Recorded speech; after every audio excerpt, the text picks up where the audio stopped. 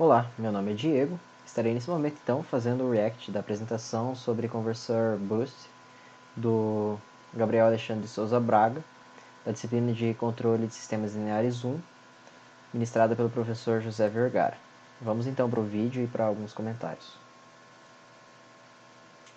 Olá, meu nome é Gabriel Alexandre de Souza Braga. Eu estou aqui para fazer a segunda apresentação da matéria de Controles 1, onde falaremos sobre projeto de compensador PID para um conversor boost em operação imobiliária. Nesta apresentação, então, faremos a introdução, falaremos sobre a ação P, I e D, o projeto de um compensador, a conclusão, então, em seguida, será mostrada as referências utilizadas. Essa apresentação ela visa demonstrar os impactos da ação P e ID em um sistema, né, juntamente, obviamente, né, com a realimentação. Então, para isso, a gente primeiro precisa entender o que é a realimentação e o que é um compensador. Um compensador nada mais é do que o próprio controlador. Né? Aqui a gente tem na figura 1 um exemplo de um controlador P e D, né, que são as três ações e são somadas aqui. Né? Tudo isso visando reduzir o erro do sistema, né, em regime permanente a zero. Né? Então, a gente tem a realimentação aqui negativa, né, que é sempre comparada aqui com a referência, que é como a gente quer que o sistema se comporte. Aqui ele disse, né, reduzir o erro do sistema a zero, né? O objetivo é que o erro de permanente seja o menor possível, né? Beleza, correto. Ele poderia só comentar também que utiliza-se parte desse compensador, desse controlador PID, né? Visa melhorar a resposta transitória, né? O transitório ali do sistema. Porque quando você dá um ganho ali, né, com esse compensador proporcional, com integral, ele prejudica a resposta transitória. Então você utiliza, por exemplo, um, um derivativo para poder melhorar esse transitório. Né? Então só esse comentário. Provavelmente ele vai mostrar isso mais à frente. Isso gera o nosso erro, né, que vai passar pelos atuadores. Aqui a gente tem o nosso sistema, né, o conversor boost em malha aberta, né, isso já foi mostrado anteriormente, e aqui em malha fechada. Né. Em malha fechada, então, a gente tem aqui o sensor de ganho unitário, né, que está sendo realimentado negativamente. Ele é comparado, então, com a nossa referência de tensão, isso gera o nosso erro, que vai passar pelo controlador de tensão. Né, isso gera a referência para a corrente, que está sendo aqui realimentado negativamente, né, pelo sensor aqui de ganho unitário. Isso vai gerar o erro de corrente, que vai fazer então com que passe pelo controlador aqui, né, da corrente. Daí a gente com isso gera a referência do ciclo de trabalho, que vai passar pelo PWM e gerar o ciclo de trabalho, que vai estar atuando no nosso sistema condutor, fazendo assim o nosso sistema se comportar da maneira que a gente quer, fazendo assim o controle do fluxo de potência do sistema. Então, em seguida, a gente pode ver o que acontece com o sistema só no ato de fechar a malha. Né? Então, a gente tem aqui a função de transferência em malha aberta, que é a GIL, e em malha fechada, que é a GC. Se a gente for Ali ele disse, né, o que acontece com o sistema só no ato de fechar a malha, mas assim, ele não deixou, falou, é isso que acontece, né? Então, acho que ele poderia dizer, provavelmente ele vai dizer isso agora, né? Mas assim, só me adiantando um pouco, ele poderia dizer que o ganho do sistema é reduzido, por exemplo, né? Que é o principal que acontece ali, a primeira coisa que acontece, né, quando você fecha a malha, né? Então, provavelmente ele vai comentar, como já dá pra ver nesse gráfico aqui. Né? Ver a resposta dinâmica do sistema, a gente tem aqui em azul em malha aberta, né? Em vermelho, em laranja, né? Em malha fechada, né? E a gente pode ver que só no ato de fechar a malha a gente já tem uma mudança, né? No comportamento do sistema. Isso fez com que o sistema, né? Se acentue, né? Mais rápido, né? A gente pode ver aqui que o laranja está se acentuando mais rápido do que o azul, né? Mas isso também fez com que o sistema reduzisse o ganho dele, né? Fazendo assim ter um erro maior, né? E aqui é o que ocorre com os polos, né? Os zeros continuam no mesmo lugar, não ocorre nada, mas o polo ele tem um deslocamento, né? A gente pode ver que aqui laranja, que é a malha fechada, né? Ele veio mais para a esquerda, que significa que ele vai ter uma resposta mais rápida, né? E o fator de amortecimento dele diminuiu, né? Porque ele foi mais para cima, né? Então, a gente tem ação... Legal ali ele mostrar o local geométrico das raízes ali, o que aconteceu quando, no ato de fechar a malha e como que as raízes estavam posicionadas com a malha aberta, né? Aquilo ali acrescentou bastante, muito legal. P, que é a nossa primeira ação aqui. A ação P, ela é um ganho direto no sistema, né? E ela visa, basicamente, fazer com que o sistema tenha uma ação mais rápida, né? Aqui só para ser bem exato, assim, acho que ele poderia dizer que é a ação proporcional, né? Que ele fala do ganho direto no sistema, né? Então a ação proporcional ela visa através de um ganho, né? Reduzir o erro em regime estacionário. Então ele poderia ter comentado isso. Talvez ele vai comentar ao longo da apresentação aí. Né? a esse erro, né? Ela visa tentar reduzir esse erro de uma maneira bem rápida, por isso é um ganho direto ali. Então, a gente tem aqui o nosso sistema em malha aberta, né, a função de transferência dele. Aqui, a função de transferência, vamos por assim, do nosso controlador, né, como é só ação P tem só um ganho P, KP, né. A gente tem, então, a planta aqui em malha aberta, né, que é a multiplicação de ambas as funções de transferência, e malha fechada. Então, foi traçado aqui os gráficos, né, da resposta dinâmica para diferentes KPs, para a gente ver o que acontece quando a gente aumenta esse KP. A gente pode ver que quando ele é zero aqui, o sistema está zero, né, então não acontece nada, né, a gente aumenta, vamos por assim, esse erro, né, o sistema não vai estar se comportando da maneira correta. E conforme a gente aumenta ele, a gente pode ver que ele vai se aproximando de 1, que é onde ele deve estar, então o erro do sistema vai diminuindo, e a gente pode ver também que o assentamento dele vai ficando mais rápido, né, ele vai se assentando aqui mais rápido, e também o sobressinal vai diminuindo, né. Se a gente for olhar aqui, então, Aqui ficou legal o gráfico dele, dá pra entender bem o que está acontecendo quando você aumenta o ganho proporcional ali, né? O que, por exemplo, a gente, aqui vendo o KP igual a 100, a gente já vê que o erro em regime permanente já é muito baixo, né? É praticamente zero ali, né? É muito baixo. Então, um KP infinito ali daria um erro zero, exatamente zero, né? Mas como que ficaria o transitório dele aqui, né? Será que prejudicaria muito? A gente vai ver isso, provavelmente a gente vai ver isso mais pra frente aí, o que aconteceria, né? e também o sobressinal vai diminuindo, né. Se a gente for olhar aqui, então, o lugar geométrico das raízes, né, a gente pode ver que conforme a gente aumenta ele, ó, o primeiro é zero, que vai estar juntamente aqui com o vermelho, muito provavelmente, e daí, então, a gente começa a aumentar, ele vem um pouquinho para cima e depois vai diminuindo e vindo para a esquerda, né. Então, isso quer dizer o quê? Que conforme a gente aumenta ele, vai aumentar a resposta do sistema, vai aumentar também o nosso fator de amortecimento, que vai fazer com que o sobressinal diminua, né, e com isso a gente consegue chegar mais próximo, né, do erro zero. Só que a gente pode ver que tem que aumentar muito, né? Ó, de 9 para 100, né, para conseguir chegar perto desse 1 aqui, né? Então vai ficar muito inviável, né? Porque ele só vai atingir esse 1 quando chegar infinito, e é impossível isso, né? Então, É como eu disse ali, né? Então o ganho infinito é o que daria o erro zero, né? Que não dá para fazer uma implementação prática de um erro infinito. Você não vai utilizar de um erro infinito, perdão, de um ganho infinito, né? Então você não normalmente se utiliza aí para para fazer essa amplificação, né? Componentes ativos como amplificadores operacionais, por exemplo, né? Ou também alguns elementos pode ser elementos passivos ali. Mas alcançar quando o ganho vai tendendo a muito alto, é mais difícil implementar isso na prática, né? Então já dá para ver ali que, como ele disse, é impossível, né? com isso, a gente tem uma segunda estratégia aqui, né? Que é fazer a ação I, né? E tem, então, PI. A ação I, ela é uma integral, né? O conceito dela é basicamente pegar esse erro e integrar esse erro. E integrando, integrando, integrando, até com que esse erro seja zero, né? Fique em estado, em regime permanente zero, né? Então, Aqui eu acho que só poderia também, né, dizer que essa ação integral, né, o objetivo dela principal é diminuir o erro também em regime estacionário. E isso acontece, né? Ela é muito efetiva nesse sentido. O que acontece, o problema que acontece ali é no transitório, que provavelmente ele vai explicar isso, né? Mas é o problema no transitório que acaba sendo bastante afetado, ocorre bastante flutuação em torno do valor final ali, o sobressinal quanto maior e aumentando ali vai ficar maior, né? Como vai ser visto mais para frente.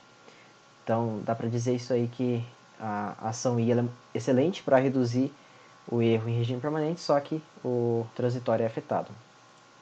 então a gente tem aqui a nossa função de transferência, né, em malha aberta da corrente. Então a gente tem a função de transferência do nosso PI, que é essa aí. Agora a planta em malha aberta e em seguida então em malha fechada, né? Daí foi escolhido então KP igual a 9, né, para a gente ver o que ocorre quando a gente aumenta esse KI, né? E aqui então a gente vai aumentando o KI gradualmente, né? Começa em zero, então a gente tem basicamente um P quando está em azul. E conforme a gente aumenta, né, a gente pode ver que ele vai chegando perto desse 1. Então aqui, ó, quando era só KP, que é basicamente o azul, ele não chegava no 1, ele ficava um pouco acima do 0,8, né? E conforme a gente aumentou para 100, ó, pode ver que ele até vai aumentando, só que a ação está muito lenta ainda. Quando chega em 5.000, ele consegue chegar no 1, né? Só que demora um tanto. Quando a gente tem, por exemplo, 13.000, que é o roxo aqui, ele já chega nesse 1 de uma maneira bem mais rápida, né? E o verde, que é 27, né? Ele chega num bem rápido, né? Mas tem esse sobressinal bem alto, que é problema, né, que o integral ele acaba adicionando, né, porque no começo o erro vai ser bem alto, então ele vai ter um ganho bem alto. Só que quando chega perto desse 1, né, ele não consegue ter uma resposta tão rápida para diminuir esse ganho que ele gerou, né. Então daí isso gera esse sobressinal que vai fazer com que, né, depois ele vai se assentando, né, e daí consegue chegar no 1. E aqui o que ocorre, né, no lugar de... Ali, como eu havia dito, então, ele mostrou as características, né? Ficou muito bom. E agora dá para ver que ele vai mostrar o lugar geométrico também, ao utilizar uma ação integral e, né, ao colocar um controlador um controlador I, o que acontece com as raízes do sistema ali, né? Vamos ver o que acontece aí. Geométrico das raízes conforme a gente aumenta esse KI. Então a gente pode ver que conforme a gente aumenta, isso faz os polos se deslocarem, né, para cima aqui, né, meio que nesse movimento de J aqui, né, ele faz assim, né, os zeros do sistema também são deslocados mais à esquerda e o nosso polo real, que é adicionado no sistema, né, graças ao KI, né, então a gente vai ter um polo a mais, ele também é deslocado para a esquerda, né, e esse polo real que a gente tem é o polo dominante, é ele que vai falar sobre o tempo de assentamento do nosso sistema, né, porque ele é o polo mais à direita, né, ele é o mais zero, então é ele que vai controlar isso. Então a gente tem a ação D. A ação D é a derivativa, né? O que ela... Então, fechou bem ali a ação I, né? Acho que deu para entender bem. Agora vamos ver o que ele vai falar da ação D, que é uma ação bem importante no que se refere ao melhorar a resposta transitória. faz é pegar esse erro e derivar. Então, o que ela vê é a taxa de variação desse erro, é o quanto que ele varia. Né? Então, ela, vamos por assim ver a tendência do erro. Quanto maior for essa variação, maior vai ser a ação D. Isso quer dizer, em outras palavras, que essa ação D ela vai estar se sobrepondo contra a nossa ação I. Né? Porque quanto maior for essa variação, maior vai ser a ação D, e quanto menor for ela, menor vai ser a ação D. Então, em outras palavras, o que ela faz é tentar controlar aquele sobressinal que ocorre no sistema, né? Ela faz isso adicionando um polo, um zero, né, no sistema. Então, muito legal aí. Então, ele deixou bem claro, né? Onde que essa ação D vai agir, né? Quando o erro está muito grande. Então, quando ela vê que a tendência, quando o erro está tendendo a ficar muito grande, é que a ação I, a ação D realmente entra em ação. E isso faz com que melhore o transitório, né? Porque o que acontece? Quando vai ter muito sobressinal lá, a ação D vai agindo e reduz isso, né? Então, já dá para perceber que se você combinar uma ação D com uma ação I, por exemplo, e uma proporcional também, né, uma P e D, você vai ter ali várias respostas. Você vai estar uma controlando a outra, digamos assim, né? Então vai estar chegando num erro legal, num erro bem baixo e num transitório bem legal. aqui a gente tem a nossa função de transferência em malha aberta, aqui o nosso PID, né? A planta em malha aberta e aqui a planta em malha fechada. Aqui a gente tem a variação desse KD. Então foi selecionado, né, para a gente poder ver isso, um KP igual a 9 e um KI igual a 13.000. Quando o KD é igual a zero, ou seja, a gente está só com PI, é o azul aqui, a gente pode ver como ele se comporta, né? Ele tem esse sobressinal e já estabiliza rapidão, né? Enquanto, quando a gente vai aumentando esse KD, o sobressinal some, né? Só que isso adiciona oscilações no sistema que pode ver e também isso faz com que o tempo de assentamento aumente, né? E o sistema demore mais para se estabilizar. Isso não é muito bom. Óbvio que depende de sistema para sistema, mas no nosso aqui em questão não é muito bom isso. E daí aqui é o que ocorre no lugar geométrico das raízes conforme a gente aumenta esse cabelo. Né?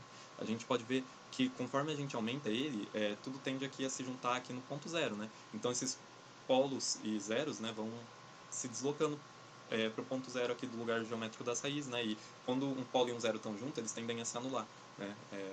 Então é isso. Muito bom. Também aí ele mostrou, né, como é que fica o lugar geométrico das raízes ali quando é utilizada, é colocada no sistema ali uma ação derivativa, né? Então a ação derivativa ela insere no sistema um zero, né? Então isso aí já, tipo, mostrando ali ficou bem legal de visualizar assim. Né? Vamos ver como é que ele vai combinar agora. Na verdade, qual compensador ele vai escolher para modelar melhor o conversor boost, né? E vamos ver o que ele vai dizer aí. Tá, para o projeto de um compensador, a gente tem que escolher qual estratégia utilizar, né? Se vai ser PD, PID ou PI. O PD, né, eu acho que não se aplicaria no sistema, pelo fato do proporcional, a gente tem ganho proporcional, mas a gente nunca vai conseguir chegar nesse erro zero, né? E o PID, como a gente viu, aumenta muito o tempo de assentamento e também adiciona umas oscilações no sistema, que vai ser bem ruim de lidar com isso. Enquanto o PI, para o nosso sistema específico aqui, que é um conversor boost, ele acaba sobressaindo. Porque a gente tem aquele sobressinal que é bem grande, mas a gente tem uma resposta muito rápida no sistema e a gente tem maneiras fáceis de se lidar com esse sobressinal. Adicionando um snubber, por exemplo, isso já ia lidar com isso, fazendo uma entrada em rampa. Aqui ele falou sobre snubber, ele poderia comentar o que que é, né? Particularmente eu não conheço. Então, assim, só para ter uma ideia, né? Se ele citou, talvez só dizer, é de forma bem simplificada, talvez, né? Ele talvez partir do pressuposto que quem está acompanhando já conheça, né? Mas é um detalhezinho ali, vamos continuar aí. Ou então, fazendo um PI com anti-windap. Isso já ia fazer com que o sobressinal do sistema... Porque, novamente, né? Anti-windap ali, talvez ele poderia dizer o que que é isso também, né? Sim, porque se ele citou, né? Então talvez seria interessante só para não se perder, né? Mas vamos ver aí. Se reduzisse ali ou nem tivesse, né? E tendo uma resposta bem rápida. Então, agora a gente pode verificar aqui para um KPI KI, né, que foi escolhido, que é 27.000 de KI, KPI igual a 9, né? Qual é o tempo de pico, o tempo de assentamento e qual que é a porcentagem, né, do sobressinal, né? Então a gente tem aqui a função, né, de transferência em malha fechada do sistema. E se a gente for, então, pegar os polos dela, né, a gente consegue esses 3 polos. Em seguida, então, a gente tem um fator de amortecimento, que é dado pela letra grega Xi, né, que é aproximadamente 0,57, e a gente tem o nosso ômega n aqui, né, que é o 5.273 aqui. Com base nisso, então, a gente aplica, né, nas equações para conseguir qual que é, né, cada coisa aqui, né. Então, o tempo de pico aqui, a gente tem aproximadamente, né, 0,5 milissegundos. O tempo de assentamento é 2,38. É importante falar que esse tempo de assentamento aqui, a gente não usa esse ômega n nem esse x aqui. A gente vai usar o nosso polo dominante, né? Que é esse S0 aqui, que é um polo real e ele é o que está mais à direita. Então ele é o nosso polo dominante, é ele que a gente usa para achar o tempo de assentamento. E com isso a gente chega em 2,38 milissegundos, né? E aqui a porcentagem do nosso sobressinal é 21%. Então, se a gente for usar a figura 8 para analisar e ver, né, a gente pode ver aqui, ó, que 2,38, né, que é o tempo de assentamento aqui, dá mais ou menos aqui, que está próximo. O nosso sinal, né, no caso aqui, é o verde, né, que é o 27.000 com KP igual a 9. Então, chega a 2,38 mais ou menos aqui. O overshoot, né, o sobressinal aqui, dá 21%, né? Então aqui, ó, de 1 até 1.2, isso é 20%, né? Que é 20% de 1, então dá 1.2, né? E daí você pode ver que ele sai um pouquinho, né? Ele sobe um pouquinho, então deve estar batendo, né? E daí, então, aqui, o tempo de pico, né? A gente tem 1, né? Aqui é 2, então aqui no meio é mais ou menos 1, e deu meio, né? Se não me engano, meio milissegundo. Então a gente vem para metade da metade, que bate aqui, né? Então isso quer dizer que os cálculos estão tudo batendo, né? E com isso a gente... Legal ali, que ele, por último, ele comparou a teoria, né? Calculou lá os parâmetros ali do PID, né? Avaliou, na verdade, como que o sistema se comportou após ser compensado com PID. Bem legal ali, a teoria com a simulação bateu, né? Ficou legal.